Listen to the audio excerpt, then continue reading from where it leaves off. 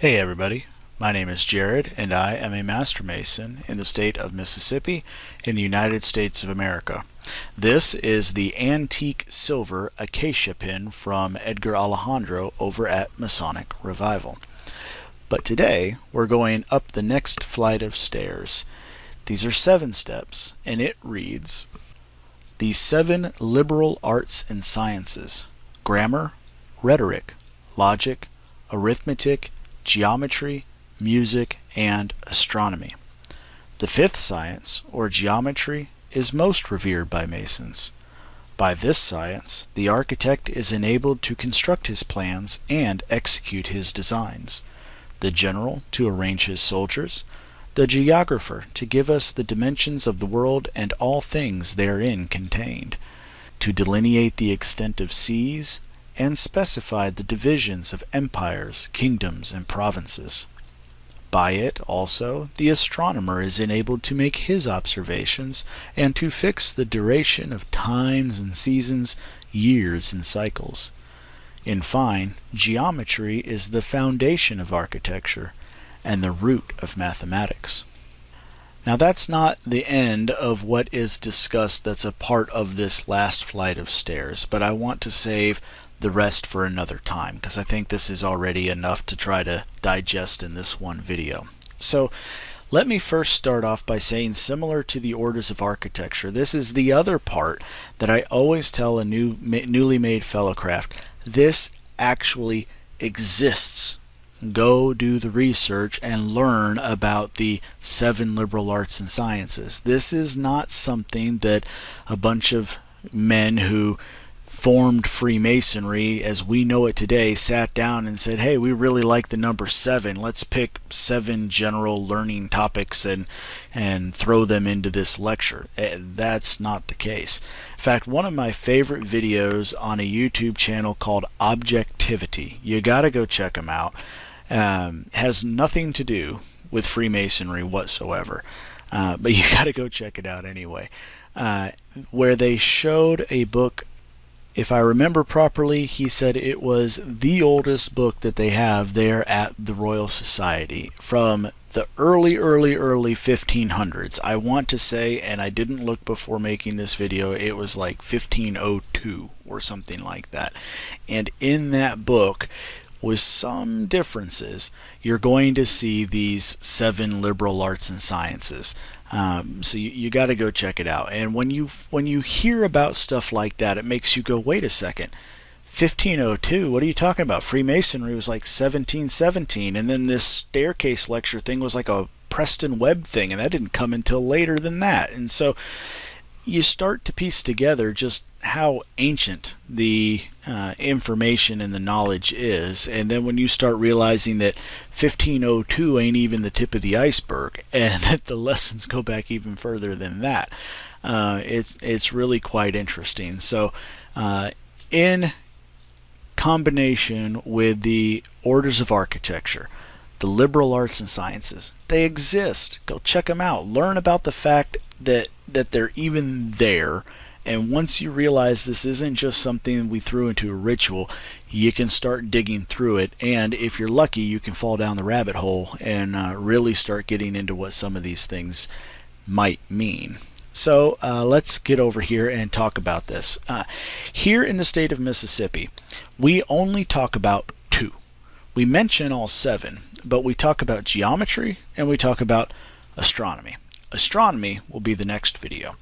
But here in geometry, we talk about all the different things that it can do. So if you can try not to have some sort of post-traumatic stress disorder and go all the way back to your grade school geometry class, you can start to think about how geometry really can be applied to all these things. So at some point, you or somebody you know said, why do I have to learn all this arithmetic?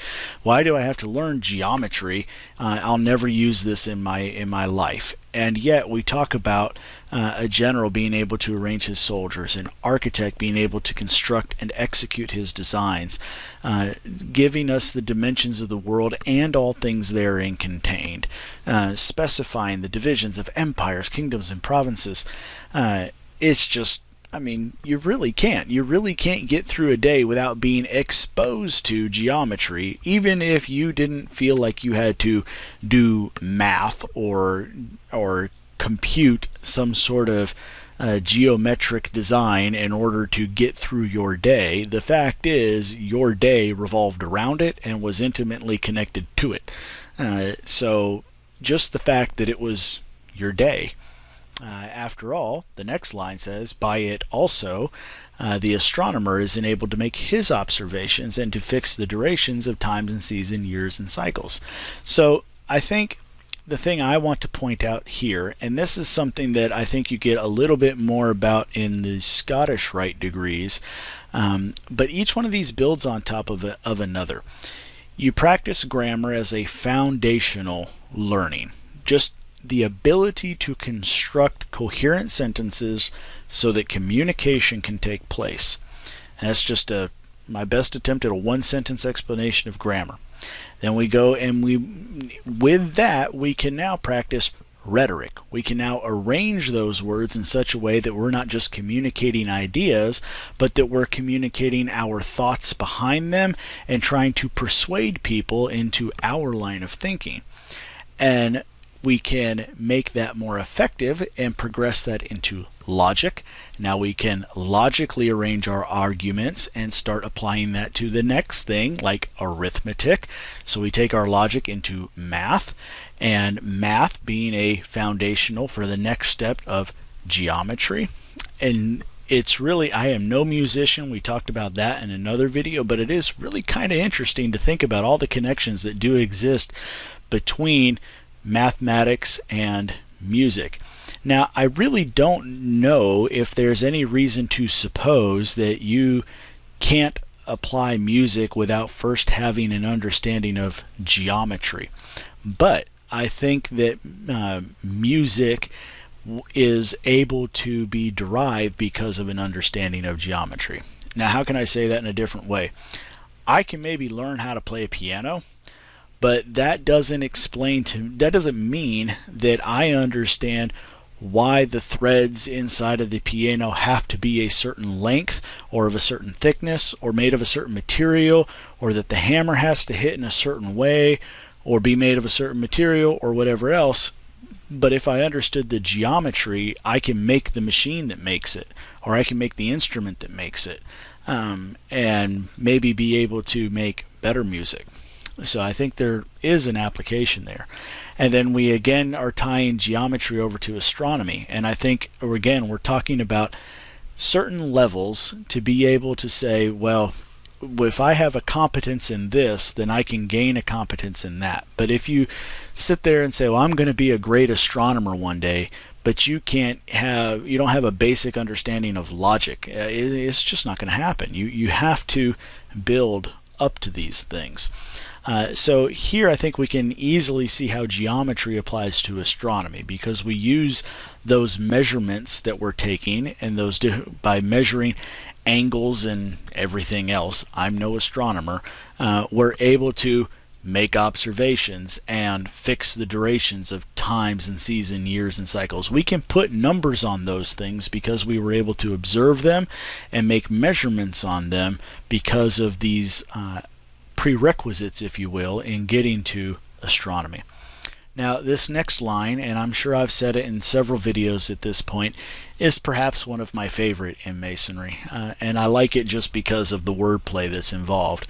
It says, in fine, geometry is the foundation of architecture and the root of mathematics. And that's just really good wordplay in my opinion. I'm no English major, as you can tell by my stuttering here, but I think that that's just really good wordplay. The geometry is the foundation of architecture and the root of mathematics. I just think that's really great. I'll probably develop Alzheimer's when I'm 105 years old or something. I won't be able to remember my name, but I'll be able to recite that line because I just think it's great. So Preston, Webb, whoever you, good job. I like that. All right, so here we are, 7 liberal arts and sciences. Real quick roundup. They exist. Go check them out.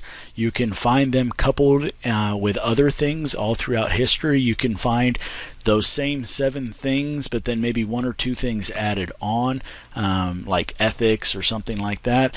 But you can also find this list shortened in a few places as well, where it's not quite 7 and they break it down. Go check it out and learn more about it, and start thinking about how these things really do actually affect your life. Maybe you're not an astronomer or a musician or a geometrician. I don't think I said that right. Or or a mathematician or anything else. Maybe you don't think that these apply to your what you do every day employment that makes it so you can pay your bills. But they do affect your life.